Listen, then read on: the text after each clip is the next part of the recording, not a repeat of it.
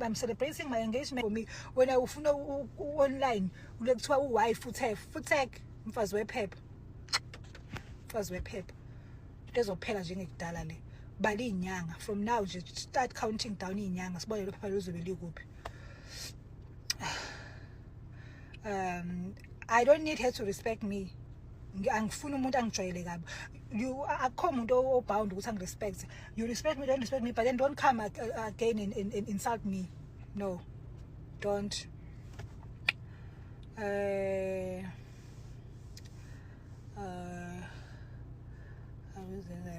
Wena ke fusek njandina concern ne-fake account uyablock ngi-relevant from 2019 uyabona nje ngoba nayaziwa nje ama-followers akhe ayakhuphuka ku-Instagram. It's because uLulu Menziwa is involved because she's so relevant. If I was not relevant, you guys were not going to talk about me. You guys were not going to be here listening what I'm saying we live. You guys were not going to screen recording me what I'm saying we live. Ngifaka ma-blog wins, ma-blog saying ukuba angikho relevant. Futhi like I'm relevant. You like it, you don't like it, I'm relevant. Njandini angisengukublockile. Always in makeup. Awume kahle awumuhle. Futhi wena sengukublockile futhi.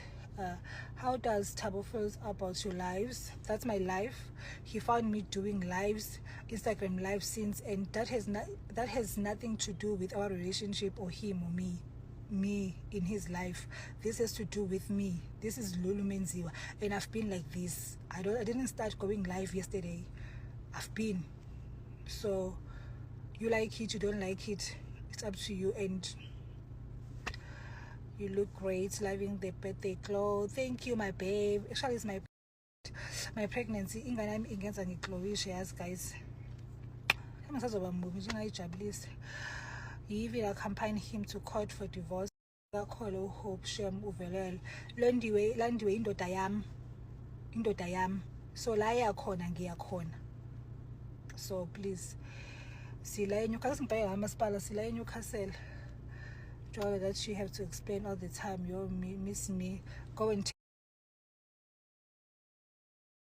Hello Mzansi, welcome to Ask Khulume with Pray. If today is your first time visiting this channel, please do the right thing and click the subscribe button, and also don't forget to smash the like button. Uyatrenda Lulu Menziwa thishela lodume ngendlela lesimanga olume kahle ngendlela lesimanga. So awutrenda ngemva kokuthi athuke phela umfati we fiance yakhe uGayi la Tanzania nayinyalo wakaXaba uThabo Xaba. So Gayi ushiye unkosikazi wakhe wathatha uLulu, and uLulu now she's pregnant and engagile last week. And ugele beka ku live athuka lo yamfata athi mfati weliphepha bato ba divorce soon bala tinyanga counting down kube sekuphelile. And people felt as if like she's really disrespecting the ex-wife because why umthuka kuma live, although they are divorcing, but there's no need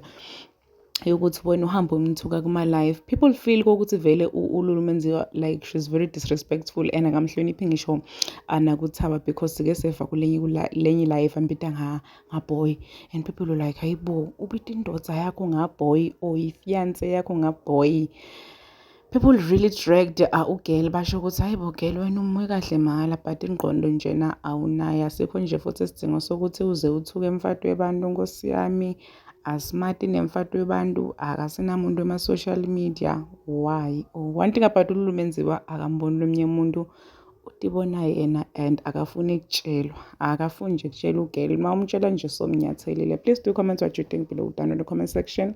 Don't forget to hit the notification bell. I will see you in the next one. I'm signing out. Goodbye.